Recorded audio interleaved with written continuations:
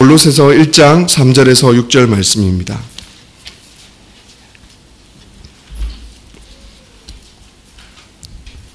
골로새서 1장 3절에서 6절 말씀 한 절씩 교독해서 읽도록 하겠습니다.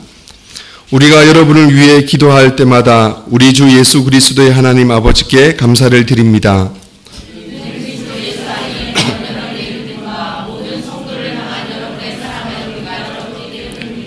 여러분의 믿음과 사랑은 여러분을 위해 하늘에 쌓아둔 소망에서 비롯된 것입니다.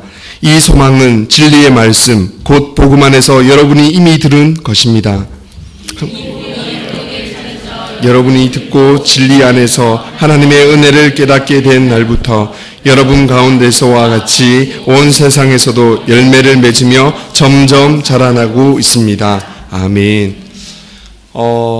여러분께서 아시겠지만 우리 목사님께서 지금 휴가 기간 중입니다. 그래서 우리 또 특별히 황혜선 전도사님 새롭게 사역을 시작하셨는데 오늘 나와서 말씀을 전하실 때 힘차게 박수 쳐주시면 더 하나님의 힘과 능력으로 말씀을 전할 것 같습니다. 함께 이 시간 나올 때 박수로 맞이하도록 하겠습니다.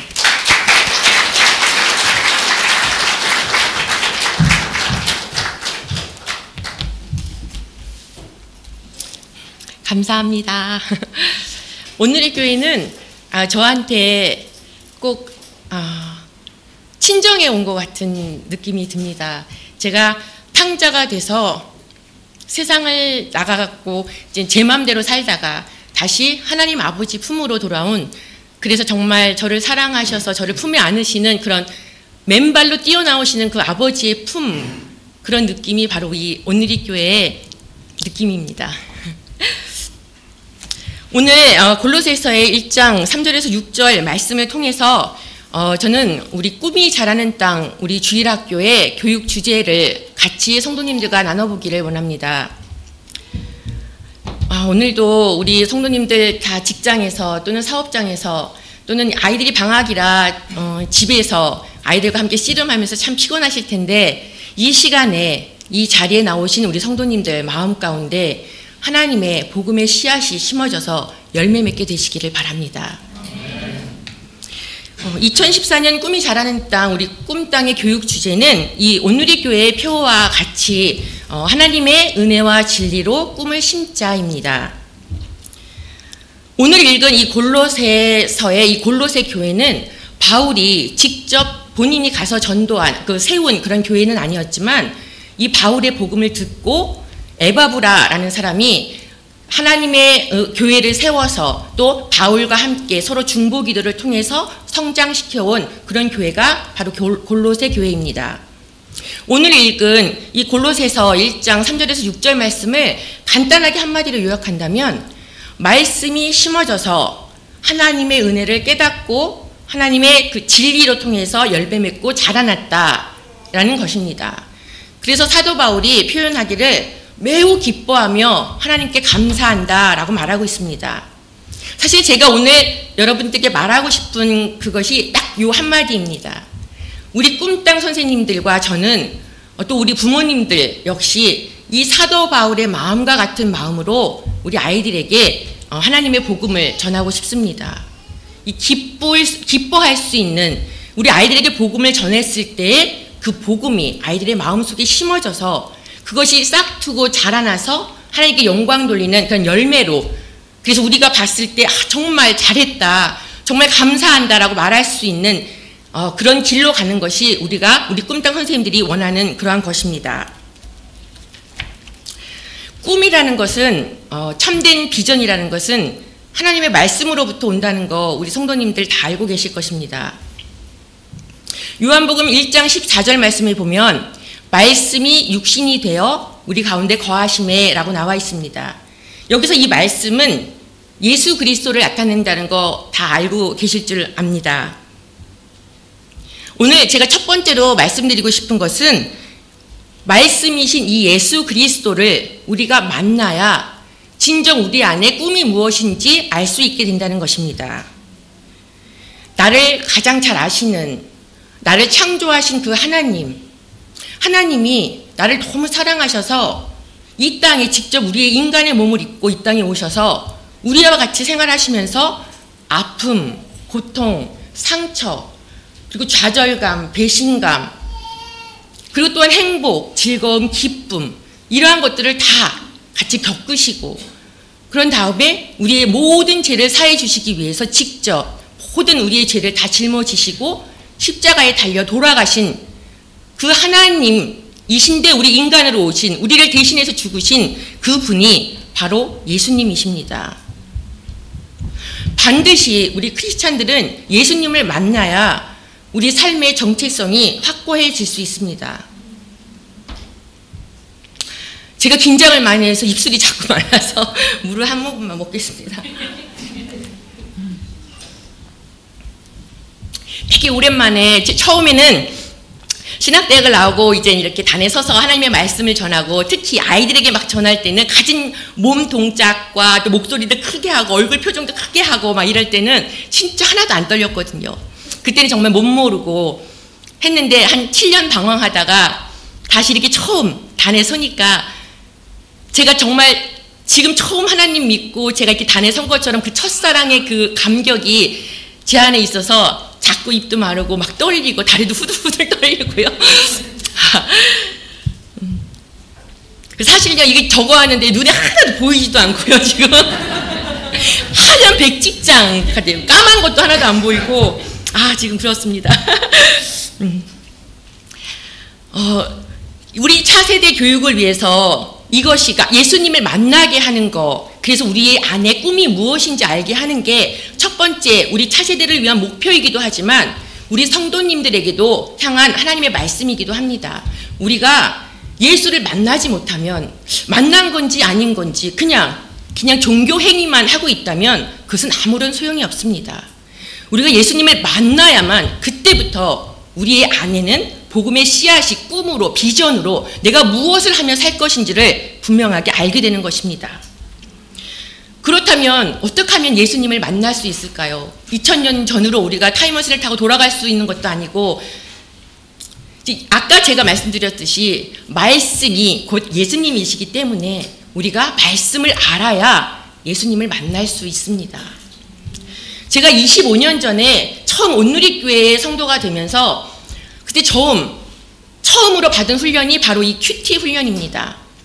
말씀을 매일 묵상하면서 매일매일 하나님과 교제하며 하나님이 뭐라고 말씀하시는지, 그 하나님 성경 말씀에 있는 말씀과 또 내가 어떻게 살아야 되는지, 어떻게 적용할 것인지 이것을 배웠는데 저에게는 정말 큰 충격으로 다가왔었습니다. 이 방법이야말로 우리 크리스찬들이 살아가는 데 있어서 실수하지 않고 실패하지 않는 그러한 방법이 될 수 있겠다라고 생각하고 진짜 열심히 배웠습니다. 그때 처음 당시에 하현조 목사님께서 이 큐티 훈련과 1:1 제자 양육을 병행하시면서 전국을 돌아다니면서 이제 투어를 하시면서 그거를 전파하시기 위해 되게 노력하셨었는데요. 그때 못 모르는 저도 그 어르신들인 그 장로님들과 또 사역자님들과 함께 따라다니면서 저는 복음을 전한 게 아니라 그냥 역할극의 한 주인공이 돼서 이제 큐티를 어떻게 하는 건지 보여주고 또 1:1 제자 양육을 어떻게 하는지 보여줄 때 그때 그냥 옆에 앉아서 학생으로 이렇게 그 역할극의 한 주인공으로 그렇게 앉아 있었던 그런 기억이 있습니다. 우리 온누리교회 성도님들은 모두 다 큐티 하고 계시죠? 대답이 없으시네요. 만약에 매일매일 하지 못하고 계시다면 오늘 이 시간 이후부터 예수님을 만나기 위해 매일 큐티하는 훈련을 하셨으면 좋겠습니다. 마태복음 7장 7절 말씀에 보면 구하라 그리하면 주실 것이요, 찾으라 그리하면 찾을 것이요, 문을 두드리라 그리하면 문이 열릴 것이다 라고 말씀하고 계십니다. 이것은 그냥 되는 것이 아니라 내가 무언가를 해야 합니다. 예수님을 만나고자 내가 원한다면 내가 무언가를, 내가 찾고 구하고 문을 두드리는 그런 것이 따라와야 합니다. 우리 성경 말씀에 보면 예수님을 만나고 싶어서 아주 간절함, 아주 절실함을 잘 표현하고 있는 그 아이들에게 얘기할 때 예수님을 찾고 구하고 문을 두드리는 그것을 예화로 얘기할 때 가장 많이 등장하는 부분 중에 하나가 마가복음 10장 나오는 바디메오의 이야기입니다. 눈이 보이지 않기 때문에 그는 소리로만 세상을 알고 그렇게 살았습니다. 그렇기 때문에 그는 그냥 거린이 돼서 구걸하며 그렇게 앉아서 살았습니다. 아마 현대 같았으면 이제 부모님이 왜 이 병이 생겼는지 원인을 찾고자 갖은 병원에 전전긍긍을 하면서 어떤 내가 눈이 뜰 수 있다는 어떤 희망감을 갖고 병원들을 막 찾아다녔을지도 모릅니다. 근데 이때 당시에 바디메오는 눈이 멀어서 태어났을 때 할 수 있는 게 아무것도 없었기 때문에 오히려 주변 사람들로 의하면 이게 네 죄냐 이게 다른 소경에 대한 얘기지만 어떤 네가 죄가 많아서 그렇게 태어난 거다, 아니면 부모의 죄 때문에 네가 그렇게 태어난 거다, 이런 오히려 나쁜 그런 얘기들만 들어왔고, 그냥 당연히 내가 눈이 멀고 태어났으니까 그냥 하루를 어떻게 버틸 것인가, 무엇을 먹고 살 것인가, 내가 어떻게 하면 해를 당하지 않을 것인가, 그것을 아마 염려하며 가장 기본적인 그 육적인 그 생활고의 그런 문제 때문에 하루하루를 그냥 죽지 못해 살고 있었을 것입니다. 근데 그의 마음속에는 아마 그도 알지 못하는 그런 간절한 소망이 있었습니다. 그것은 바로 눈을 뜨고 싶은 마음입니다. 그는 눈 앞이 보이지 않았기 때문에 소리로만 세상을 알았고, 그렇기 때문에 사람들이 얘기하는 소리에 굉장히 집중해서 들을 수 있었습니다. 그때 바디메오가 사람들이 얘기하는 소리에 예수라는 사람이 저쪽 마을에서 안진뱅이를 일으켰대. 저쪽 마을에서 예수가 벙어리를 말을 하게 만들었대. 저쪽 마을에서 죽은 사람을 살렸대. 진짜? 정말? 바디메오의 마음속에는 예수라는 이름을 들었을 때 예수만 만날 수 있으면 나도 혹시 눈을 뜰 수 있지 않을까?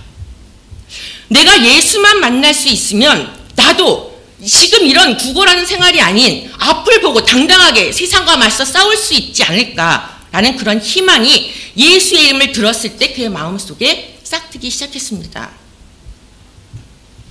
그래서 이 사람 바디메오는 정말 하나님을 만나고 싶은, 예수님을 만나고 싶은 그 마음이, 그런 희망이, 그런 비전이 그의 안에 있었을 때 어느 날 또 구걸을 하고 앉아 있는데 사람들이, 정말 많은 군중이 막 몰려가는 그런 소리를 들었습니다.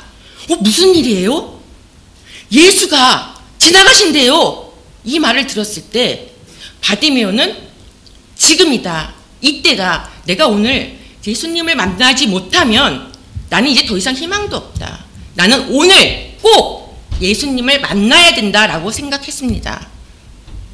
그래서 바디메오는 그 자리에서 일어나 군중 속을 향해서, 군중이 어디쯤에 있는지 모르지만 아마 그는 소리로 직감하고 군중을 향해서 막 달려갔습니다. 그런데 예수님이 어디 계신지 모르기 때문에 아마 바디메오는 저기 여보세요, 나 좀 도와주세요, 저기요 이렇게 부른 것이 아니라, 제가 이렇게 얘기를 하면 우리 꿈땅 친구들은 아니에요, 예수야 하고 소리 질렀을 거예요 막 이러면서 이제 되게 예쁘게 대답하거든요.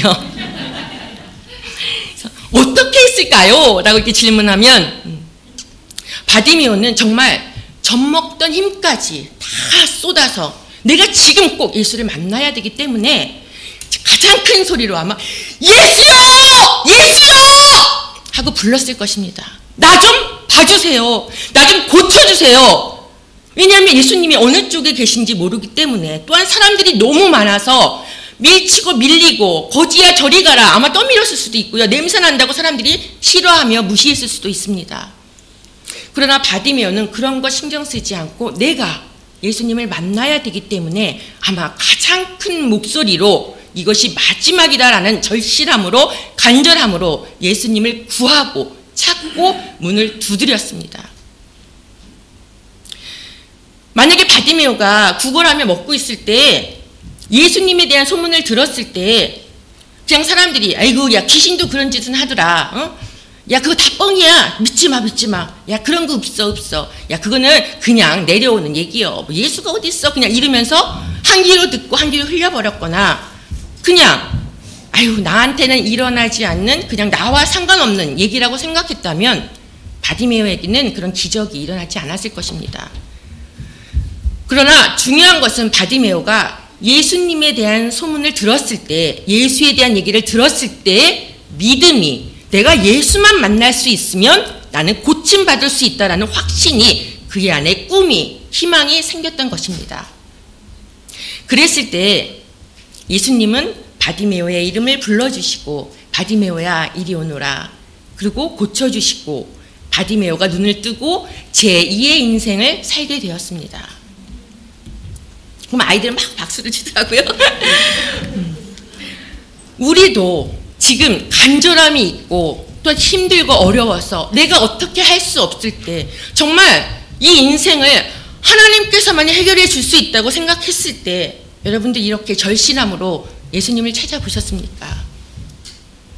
예수님을 만나려면 물론 이렇게 극적인 만남으로, 저도 10살에 예수님을 만났거든요. 정말 하나님이 너무 사랑하셔서 직접 예수님을 만났는데, 그래서 야, 내가 정말 예수 외에는 다른 것도 사랑하지 않고 예수만 전하며 사는 사람이 되겠다라고 생각했었는데, 다른 방법으로 또 예수님이 찾아오시는 분도 있습니다. 저희 신랑 같은 경우는 예수님을 몰랐던 사람입니다.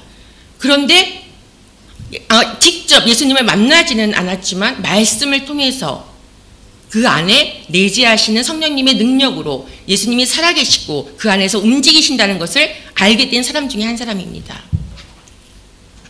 이렇듯 하나님의 진리와 말씀으로 매일매일 그 말씀을 묵상하게 되면, 처음에는 예수님이 오신 건지 이 말씀이 무슨 뜻인지 잘 알지 못할 수도 있지만, 우리가 끊임없이 계속적인 훈련으로 우리가 말씀을 묵상하게 되면 우리 안에 성령님의 능력으로 성령님께서 깨닫게 해주시고 알게 해주시고 또 지혜 주시고, 그러면서 우리 안에 나도 모르는 어떤 감사와 기쁨과 희망과 꿈이 생겨나서 전과는 좀 다른 그런 나의 모습이 변화되어 있는 것을 느끼시게 될 것입니다. 오늘 말씀 골로새서 1장 6절 말씀을 다 같이 한번 읽어보시겠습니다. 같이 읽겠습니다. 시작. 이 복음이 여러분에게 전해져 여러분이 듣고 진리 안에서 하나님의 은혜를 깨닫게 된 날부터 가운데서와 같이 온 세상에서도 열매를 맺으며 점점 자라나고 있습니다. 복음을 듣고 하나님의 은혜를 깨달은 날부터, 이 말은 예수 그리스도의 그 구원의 은혜를 내가 알게 된, 예수님이 내 안에 임재하시게 된 그 날부터 바로 우리 안에 복음이 씨앗이 열매를 맺으려 자라나고 있다고 그렇게 말씀하고 있는 것입니다. 저희 꿈땅 주일학교에서는 이것을 우리 친구들에게 예수님의 만나게 하는 이 큐티 훈련을 하는 것이 첫 번째 목적입니다. 우리 성도님들도 매일의 말씀 묵상을 통하여서 매일매일 예수님을 만나시고 매일매일 모든 것을 그분께 다 내어놓으시고 교제하게 되시는 그런 삶이 되시기를 바랍니다. 두 번째로는 우리 꿈땅 친구들에게 저희가 교육하고 싶은 것은 기도 훈련입니다. 기도만이 우리 친구들의 꿈을 자라나게 해줄 수 있기 때문입니다. 꿈은, 하나님이 주신 참된 비전은 절대 세상적인 지식으로 자라게 할 수 없습니다. 하나님께서 주신 꿈은 우리가 기도할 때 그 기도만이 자라게 할 수 있으며, 기도만이 우리가 세상에 나가서 성공할 수 있는 열쇠가 되는 것입니다. 기도하면 하나님께서 들으시고 응답하시겠다고 약속하신 말씀이 성경에 많이 나와 있습니다. 예로 한 두 가지만 같이 읽어보길 원하는데요. 예레미야 33장 3절 말씀 같이 읽겠습니다. 시작. 내게 부르짖으라. 대답하겠고 내가 알지 못하는 크고 비밀스러운 일을 알려줄 것이다. 그 다음에 요한복음 15장 7절 말씀입니다. 너희가 내 안에 거하고 내 말이 너희 안에 거하며 그것이 무엇인지 구하라. 하면 그대로 이루어질 것이다. 예수님이 내 안에 거하시고 내가 예수님 안에 거하게 되면 무엇인지 구하기만 하면 다 들어주신다는 겁니다. 이거보다 더 확실한 약속이 어디 있습니까? 우리 성도님들 자녀를 다 키우시고 또한 세상에서 자녀들이 나갔을 때 가장 우선시 생각하시는 것이 무엇입니까? 물론 우리 성도님들은 다 하나님의 말씀과 기도라고 말씀하실 줄 저는 압니다. 그런데 이게 머리로는 알고 있지만 이 내적인 것에서 생활하고는 참 다르게 연결되어지고 있는 것 같습니다. 이 하나님을 아는 거, 우리가 기도하는 거 플러스 거기 학교 생활, 또 뭐 과외 선생님, 또 돈, 명예, 어떤 학교를 가느냐, 직업, 친구들 관계, 기타 등등 여러 가지가 플러스 돼야만 우리 아이들이 성공할 수 있다라고 생각하시는 분들도 있으실 것입니다. 저 또한 그렇게 생각했던 사람 중에 한 사람입니다. 그렇기 때문에 하나님의 길을 잘 가다가 자녀를 낳고 키우다 보니까 욕심이 생기니까 그러니까 하나님 잠깐만요. 잠깐만 거기 계시고요. 하나님도 필요한데요. 나 자녀도 잘 키우고 싶어요. 그러니까 나 돈 좀 벌어봐야겠어요. 이렇게 돼버렸습니다. 이것은 말씀은 내가 머리로 알고 있는데 그것이 나와 연합하여 영향력을 끼치지 못하기 때문에 일어난 일입니다. 자녀를 키우다 보니까 자꾸 하나님의 말씀이 기준이 아니라 성경적인 그런 기준이 아니라 자꾸 세상적인 잣대로 사람들이 뭐라 얘기하면 그래? 나도 바이올린 가르쳐볼까? 플룻? 뭐 농구? 뭐 별의별 거 사람들이 시키고 싶다는 거 다 시키고 싶고 우리 동근이 같은 경우는 그거의 하나의 희생양이기도 했습니다. 4살 때 학교 들어가기 전에 메스는 끝내야 된다. 뭐 한국어는 다 배워야 된다. 학교 들어가서는 절대 한국말 쓰지 말고 영어로만 얘기해야 된다. 영어 책을 뭐 몇 권 이상 읽어야 된다. 뭐 이 나이에 뭘 해야 된다. 저 나이에 뭘 해야 된다. 정말 태권도에 수영에 끌고 다니면서 정말 많이 시켰던 그런 어떤 희생양의 한 사람이 저희 아들입니다. 근데 제가 한 3년 전에 저도 이걸 깨달은 게 얼마 되지 않습니다. 한 3년 전에 어느 날 새벽 예배 때 목사님의 말씀을 통하여서 이미 제 머리로는 알고 있었습니다. 자녀는 내 게 아니고 하나님의 것이며 하나님께서 키우신다는 것을 여러 성도님들도 다 알고 계시지요. 근데 저는 제가 믿음이 강하다고 정말 하나님을 사랑한다고 항상 입으로 고백하면서도 제 자녀를 하나님께 믿고 맡기지 못하고 내가 무언가를 해줘야 될 것 같은 그런 느낌이 들어서 그렇게 살아왔던 너무나 멍청한 그런 사람이었습니다. 그런데 그날 새벽에 하나님께서 다 알고 있었던 건데 그날 그 말씀이 내 안에 들어와서 그것이 씨앗이 뿌려졌던 것입니다. 내 자녀는 내 게 아니라 하나님 것이라는 것을, 그리고 네가 키우는 것보다 내가 키우는 게 더 잘 키우는 거다라고 말씀하셨습니다. 처음에는 모든 것을 다 내려놓는다는 게 정말 힘들었습니다. 기대치가 막 많았기 때문에 혹시 제가 기가 죽지는 않을까, 혹시 어떻게 되지는 않을까 걱정도 많이 했었습니다. 그러나 그것은 다 세상적인 기준이며 잣대이고 하나님께서 원하시는 것은 내가 개를 데리고 이곳저곳으로 픽업하러 다니는 거, 내가 개를 위해서 과외비를 벌기 위해서 더 엑스트라로 어떤 일을 하는 거, 이런 거를 원하시는 것이 아니라 정말 더 많은 시간을 투자해서 내 자녀를 위해서 기도하고 하나님께 모든 것을 믿고 맡기는 그 믿음, 그것을 하나님께서는 원하셨던 것입니다. 제가 아마 이 간증을 하나를 하기를 원하는데 하면 이제 저희 아들이 저를 아마 잡아먹을지도 모르는데요.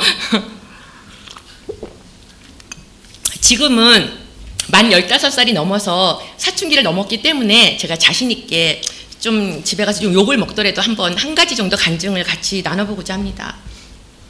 그렇게 기도를 시작하고 나서 지금 한 2년 전의 일입니다. 제가 또 열심히 막 일을 하고 너무 바쁘게 지쳐서 이제 저녁 6시쯤에 들어오자마자 이제 문자에 막 폭탄 메일이 막 와 있습니다. 아이들이 엄마 배고파요. 저희 신랑도 배고파!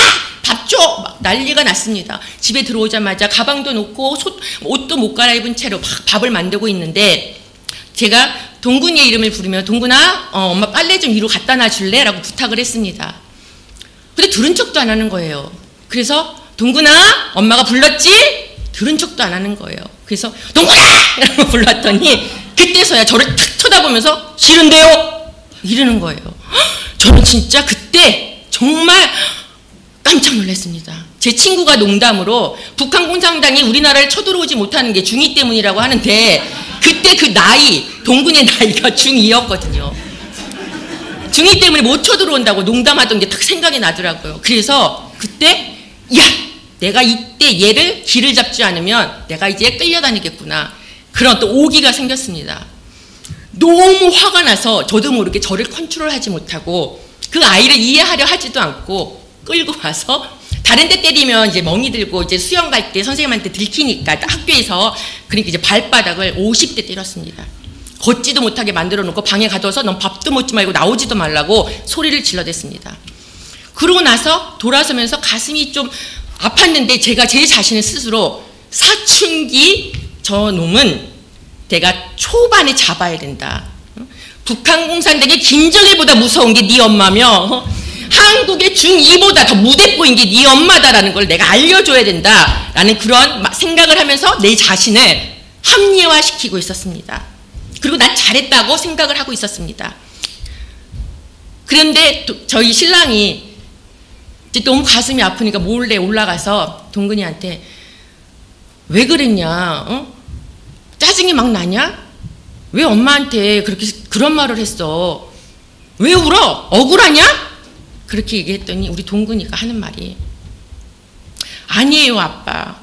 저는 저도 모르게 싫은데요라는 말이 그러니까 너무 집중해서 그 컴퓨터를 하다 보니까 저도 모르게 싫은데요라는 말이 나왔어요.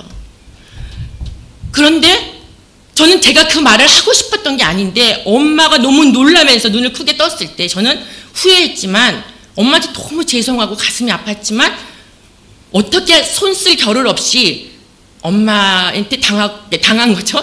맞았습니다. 그래서 저는 지금 엄마의 마음을 아프게 한 게 너무 속상해서 그래서 하나님 기도하며 어떻게 내가 엄마를 위로해 드릴 수 있는지 그거를 기도하고 있는 중입니다. 그래서 울고 있는 겁니다. 후회하면서 그렇게 얘기를 했다고 합니다.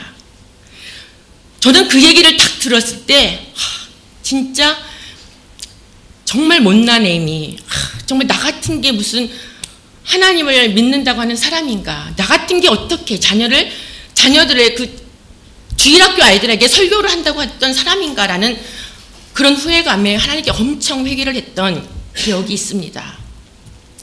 제가 제 스스로 세상적인 기준으로 내가 잘 키워보겠다고 이리저리 끌고 다니면서 막 어떻게든 성공시켜 보려고 했을 때는 느끼지 못했던 그런 체험. 내가 하나님께 모든 것을 맡기고 다 끊어버렸을 때 그때 하나님께서 동근이의 성품을 만들어 가시고 가장 힘들다고 했던 그 사춘기의 나이를 정말 아름답게 이루어 가시며 하나님께서 동근이를 만들어 가시는 그것을 저는 체험한 사람 중에 한 사람입니다. 이것은 세상의 어떤 것으로도 해줄 수 없고 오직 기도만이 할 수 있는 일입니다.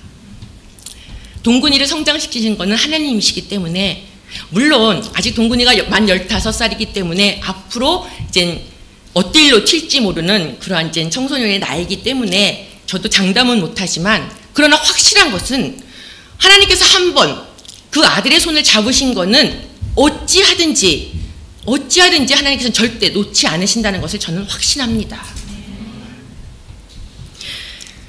또 저한테도 참 좋은 점이 많이 있었더라고요. 생각해보니까 이제 과외비가 줄고 제가 이제 전전긍긍하면서 속상해하지 않아도 되고 또 시간 낭비하지 않아도 되고 그러한 좋은 점들이 더 저에게 많이 있더라고요. 예전에는 교회 가서 뭐 이거 한다 저거 한다 하면은 이 양반 공부해야지 교회 가서 주일하면 가 이랬던 게 정말 항상 교회 가서 살고 이래도 그게 너무 기쁘고 감사하고 내가 동근이를 더 믿게 되는 그러한 계기가 되었던 사건 중에 하나입니다. 하나님은 우리를 가장 잘 아시는 분 중에 한 분이십니다. 왜냐하면 우리를 창조하셨기 때문입니다. 그 누구도 하나님만큼 우리를 아시는 분이 없습니다. 그렇기 때문에 매일매일 그분과의 교제를 통해 기도함으로 교제를 통해서 그분께 나아갈 때만 우리는 우리 안의 꿈과 비전을 성장시킬 수 있습니다.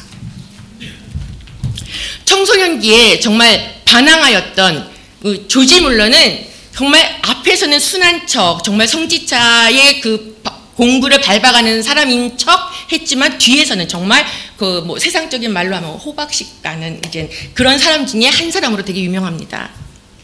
정말 청소년기에 반항하였던 이 조지 뮬러가 성경 공부를 통해서 이 말씀을 통해서 예수님을 만나고 기도를 통해서 기도 훈련을 함으로 5만 번 응답받고 그 고아들의 아버지가 된 그러한 역사를 이뤄낸 사람이 바로 조지 뮬러입니다. 그가 쓴 책에서 말하기를 기도라는 것은 예수 그리스도로 인하여 안으로의 움직임이고 또한 하나님을 향한 위로 향한 움직임이고 또한 성령의 능력으로 인한 세상으로 향한 움직임이라고 말했습니다. 이것은 모든 것을 다 포함합니다. 나와 하나님과 세상과의 관계, 오직 기도만이 가능합니다. 기도는 기적을 일으키며 기도만이 우리에게 삶의 길을 인도해 줄 수 있습니다. 기도함으로 에스더는 자기 나라의 민족을 구할 수 있었고 기도함으로 히스기야는 해의 그림자를 뒤로 10도나 물러서게 하는 정말 초자연적인 그런 역사를 이루기도 했습니다. 그러나 기도는 그냥 되는 것이 아닙니다. 이것 또한 우리가 말씀 훈련을 하듯이 기도도 훈련이 필요합니다. 계속적으로 반복적으로 되어져야 우리는 기도에 승리할 수 있습니다. 지난주에 우리 목요일인가요? 큐티 말씀을 보면 생명의 삶에 히브리서 5장 14절 말씀을 보면 끊임없는 훈련으로 우리가 연단된 분별력을 가지고 성장하여 성숙에 이르도록 하라라고 나오는 말씀이 있습니다. 아마 이 기도 훈련하면 제일 생각나는 것이 다니엘일 것입니다. 다니엘은 청년의 나이에 정말 작은 이스라엘 민족으로서 큰 나라인 바벨론에 포로로 잡혀간 사람 중에 한 사람입니다. 그러나 다니엘은 절대로 다른 우상에게 절하지 아니하였고 그가 결정한 하나님께 향하여 하루 3번 내가 기도한다 결정한 것을 끊임없이 매일 하루도 빼지지 않고 하나님께 기도하며 훈련하였습니다. 그랬을 때 하나님께서 다니엘에게 지혜를 주시고 능력 주셔서 정말 왕이 3번이나 바뀌었음에도 불구하고 계속적으로 높은 지위에 총리의 자리에 있어서 나라를 다스릴 수 있는 그런 사람이 될 수 있었습니다. 사실 솔직히 생각하면 이건 불가능합니다. 왜냐하면 왕이 새로 바뀌어서 정권이 바뀔 때마다 사실 물갈이가 일어나는 것은 정말 당연한 거거든요. 그런데 다니엘은 그 나라의 백성이 아님에도 불구하고 정말 작은 이스라엘 나라의 백성이었음에도 불구하고 하나님께서는 그에게 지혜를 주셔서 세상의 그 어떤 사람보다도 더 똑똑하게 만들어주셔서 나라를 다스릴 수 있도록 기적을 베푸신 것입니다. 이것은 기도 훈련으로 통해 그렇게 됐습니다. 하루는 많은 사람들에 의해서 그렇기 때문에 시기를 받고 질투를 받고 또 모함도 받아서 이제 왕의 금신상에 30일 동안 절하지 않으면 사자굴에 집어넣어 사자의 밥으로 만들어 버리겠다고 했을지라도 다니엘은 절대 굴하지 않고 오히려 창을 더 활짝 열고 하나님께 향하여 하루 3번 감사합니다를 외치며 기도했던 사람입니다. 그랬을 때 다니엘이 사자굴에 집어넣어 던졌지만 우리 성도님들 다 아시듯이 하나님께서는 그 사자의, 그 굶주린 사자의 입을 막아주셨습니다. 이것이 바로 기도의 능력입니다.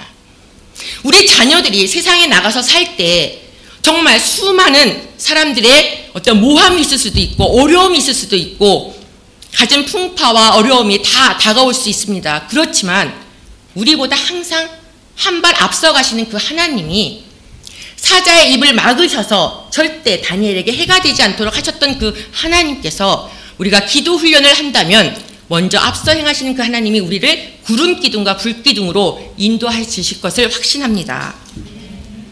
예전에 피스라는 그런 제목을 가지고 그림 작품전을 한 적이 있었는데 그 중에서 대상으로 뽑힌 작품 중에 하나가 이제 피스 평화하면 이제 어머니 품에 안겨 있는 아기, 뭐 푸르른 하늘, 초 푸르른 뭐 자연, 풀, 나무 여러 가지 뭐 새들 날아다니는 거 여러 가지를 생각할 수 있겠지만 대상으로 뽑혔던 작품 중에 하나는 뭐냐면 큰 폭풍을 치는 풍랑이는 그런 바닷가에 높이 서 있는 절벽에 자그만 구멍 하나에 그 하나에 독수리가 자기 날개로 새끼를 이렇게 품에 안고 있는 그 작품이 대상에 당선되었습니다.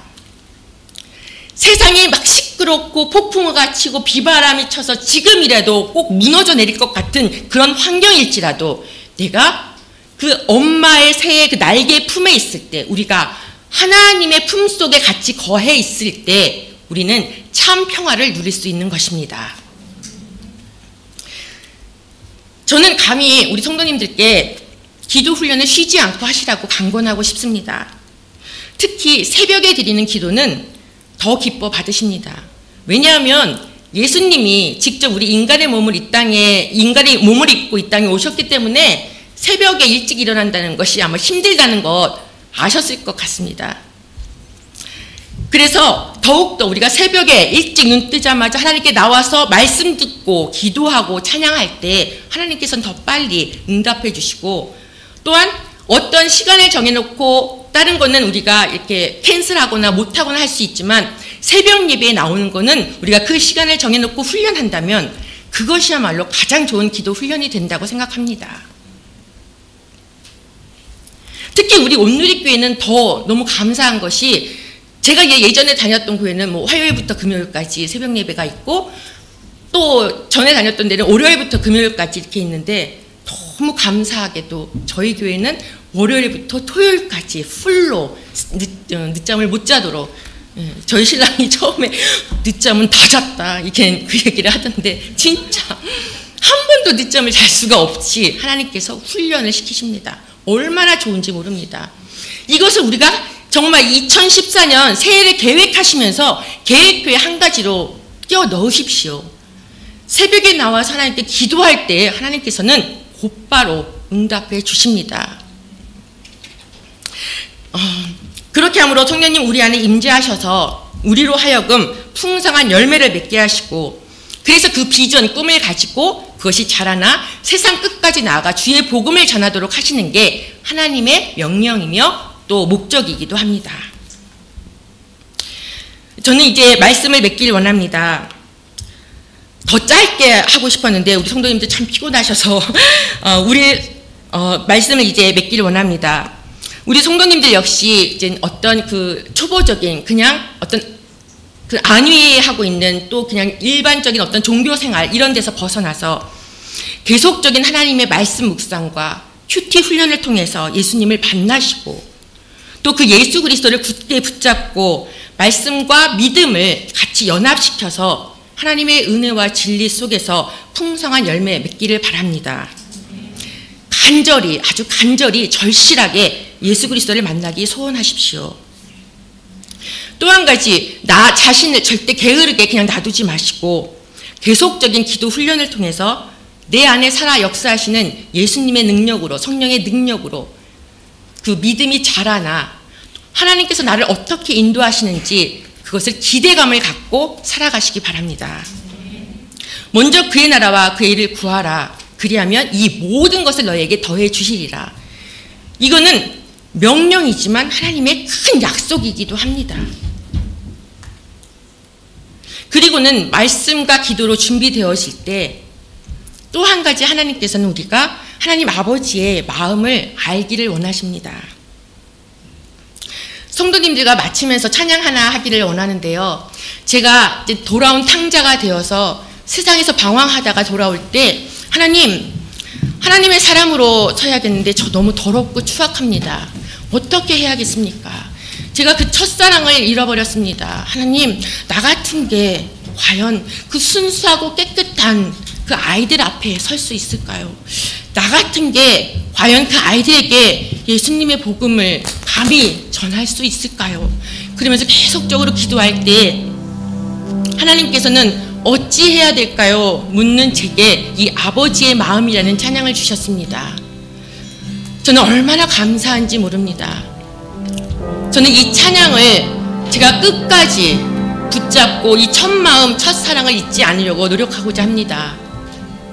우리 성도님들 같이 이 찬양을 부르기를 원합니다.